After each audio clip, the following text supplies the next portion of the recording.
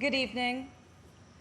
Before I begin, I want to send a special message to everyone who's been affected by Hurricane Laura. Our hearts are with you.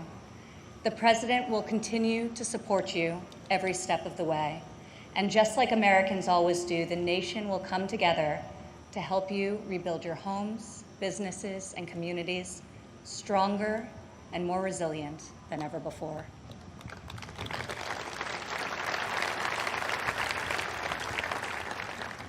Four years ago, I introduced to you a builder, an entrepreneur, an outsider, and the people's nominee for President of the United States. Tonight, I stand before you as the proud daughter of the people's president.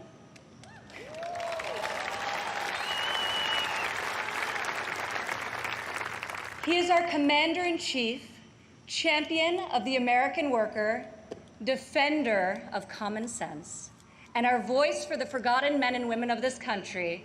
He is our president and my father, Donald J. Trump.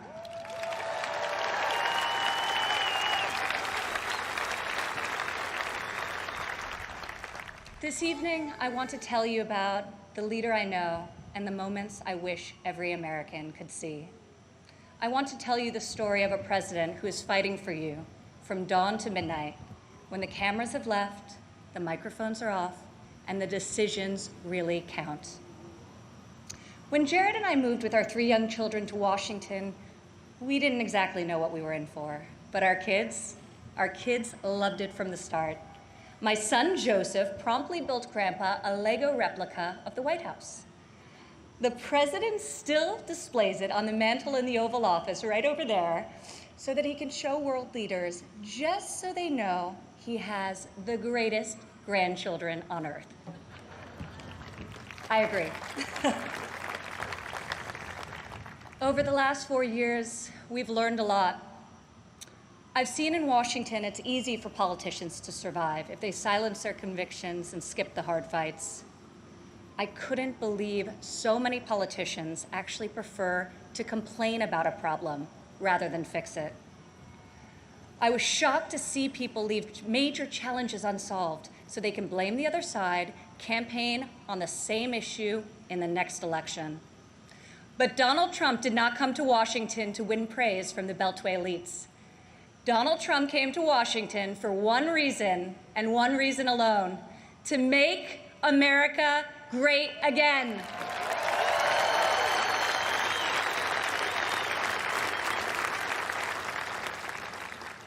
My father has strong convictions.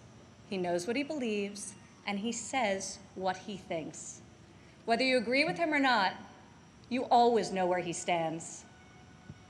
I recognize that my dad's communication style is not to everyone's taste, and I know that his tweets can feel a bit unfiltered.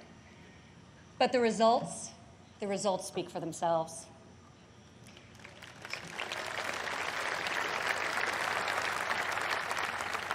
He is so unapologetic about his beliefs that he has caused me and countless Americans to take a hard look at our own convictions and ask ourselves, what do we stand for? What kind of America do we want to leave for our children? I am more certain than ever before we want a future where our kids can believe in American greatness. We want a society where every child can live in a safe community and go to a great school of their choice. We want a culture where differences of opinion and debate are encouraged, not canceled, where law enforcement is respected, where our country's rich diversity is celebrated, and where people of all backgrounds, races, genders, and creeds have the chance to achieve their God-given potential. This is the future my father is working to build each and every day.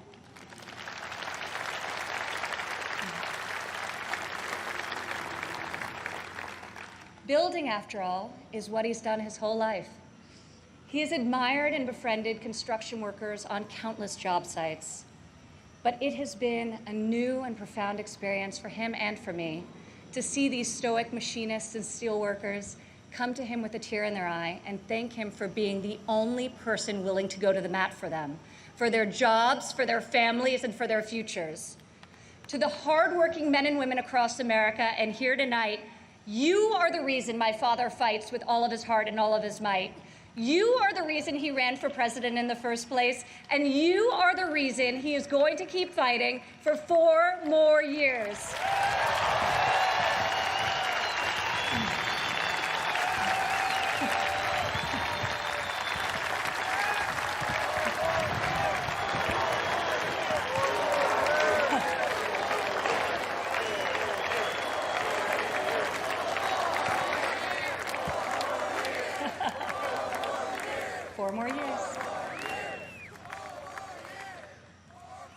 I remember one evening in early February of 2018, we were in the Oval Office with my father's top economic advisors, and the president was pushing to keep the promise he made to renegotiate the bad trade deals that had gutted millions of middle-class jobs. Most of his advisors argued that the economy was so strong following our historic tax and regulatory cuts that it didn't make sense to risk rocking the boat.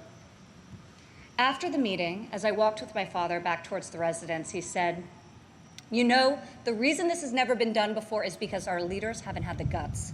When the economy is good, they settle for good, and when things are bad, they don't have the will or ability, so they kick the can until it's someone else's problem." He was right. If my father didn't take on these fights, no one would. In the months that followed, President Trump refused to settle for a good deal. He wanted a great deal, and ultimately, that is exactly what we got.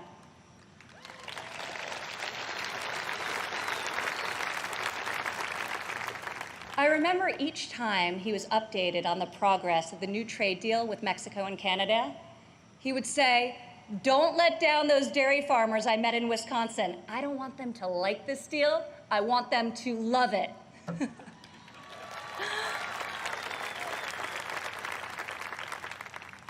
Today, in the midst of this unprecedented global pandemic, it's more clear than ever that our president was absolutely correct to take on trade when he did and bring our jobs, our factories, and our life-saving medicines back to the USA.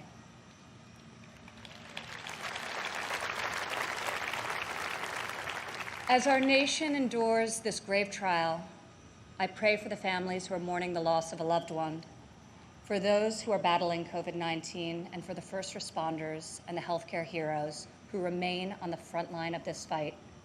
The grief, sorrow, and anxiety during this time is felt by all.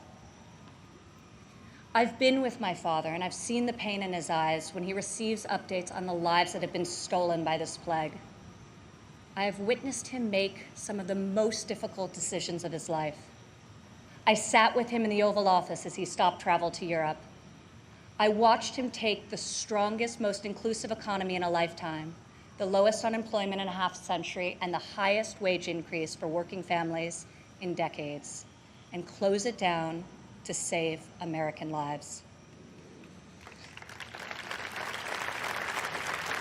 It is why our president rapidly mobilized the full force of government and the private sector to produce ventilators within weeks, to build the most robust testing system in the world, and to develop safe and effective treatments, and very, very soon a vaccine. My father isn't deterred by defeatist thinkers. The word impossible, well, it only motivates him. Donald Trump rejects the cynical notion that this country's greatest achievements are behind us. He believes that nothing is beyond our reach and that the best is yet to come.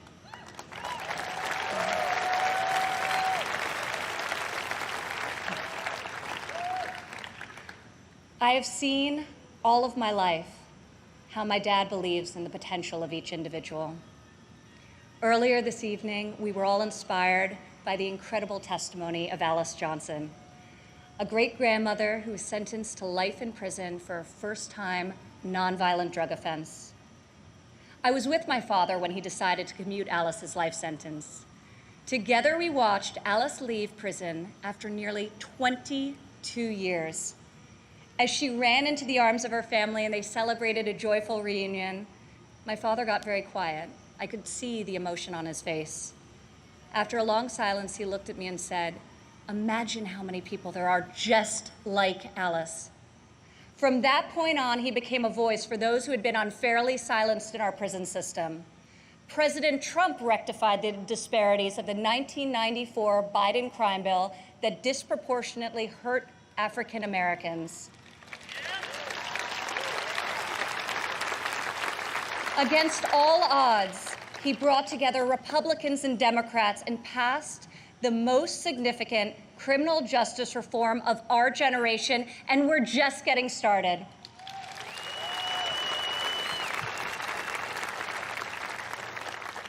My father did not campaign on this issue. He tackled this injustice because he has a deep compassion for those who have been treated unfairly. More than rhetoric and political prose, the ability to build consensus and achieve bipartisan success will help heal our country's racial inequities and bring us forward together. President Trump is advancing the American values of work and family. 4 years ago in Cleveland, I said President Trump would deliver for working women. Last year, over 70% of all new jobs were secured by women.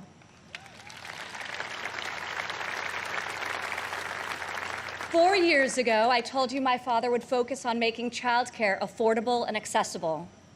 In President Trump's first term, we secured the largest ever increase for childcare funding, giving more than 800,000 low-income families great childcare at a cost they can afford. As part of Republican tax cuts, in 2019 alone, our child tax credit put over $2,000 into the pockets of 40 million American families. Democrat politicians recently introduced a plan to increase the child tax credit.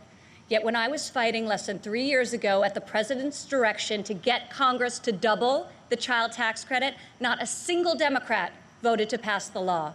We got it done anyway.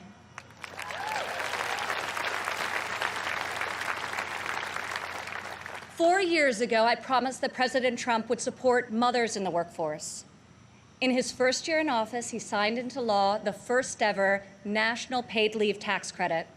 Today, 8 million more Americans have access to this benefit.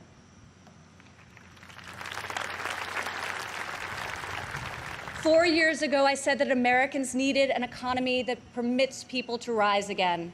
During President Trump's first 3 years in office, 72% of all new jobs went to Americans who had been outside of the workforce.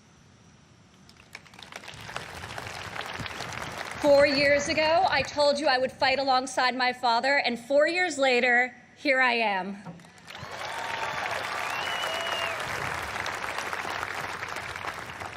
Many of the issues my father has championed are not historically Republican priorities. Yet where Washington chooses sides, our president chooses common sense. Where politicians choose party, our president chooses people.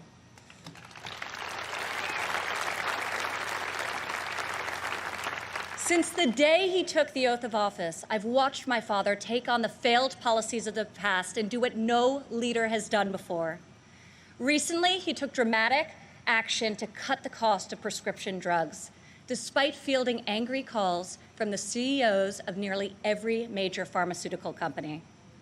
Now, when we see attack ads paid for by Big Pharma, my dad smiles and says to me, "You know, we're doing something really right if they're hitting us so hard."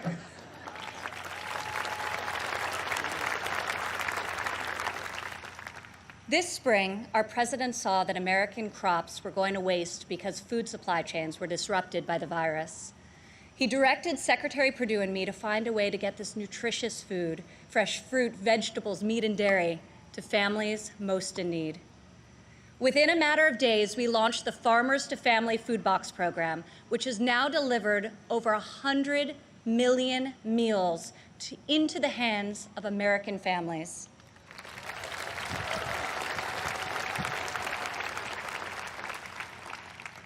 To protect the most vulnerable among us, I've worked alongside the president as he signed into law 9 pieces of legislation to combat the evil of human trafficking.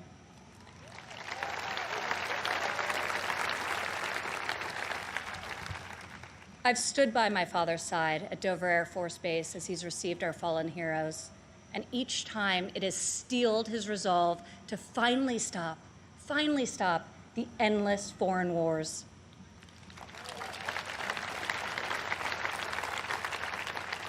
To change the paradigm in the Middle East, he took a fresh approach. I heard foreign leaders beg him not to move the American embassy to Jerusalem, yet he delivered on a promise also made and unfulfilled by past presidents because my father knew that it was the right thing to do.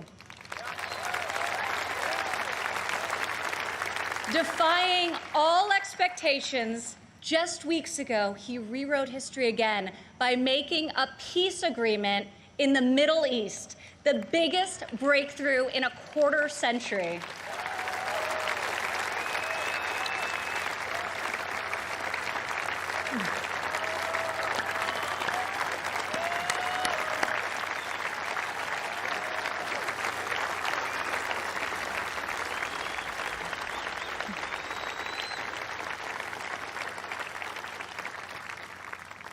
For the first time in a long time, we have a president who has called out Washington's hypocrisy, and they hate him for it. Dad, people attack you for being unconventional, but I love you for being real, and I respect you for being effective. Our president refuses to surrender his beliefs to score point with the political elite. To my father, you are the elite. You are the only people he cares about scoring points with. If these problems were easy to solve, previous presidents would have done so. But you don't achieve different results by doing things the same way. Washington has not changed Donald Trump. Donald Trump has changed Washington.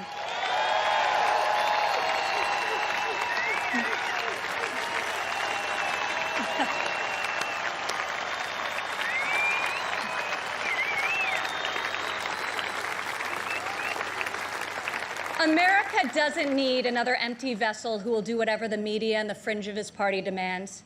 Now more than ever, America needs 4 more years of a warrior in the White House.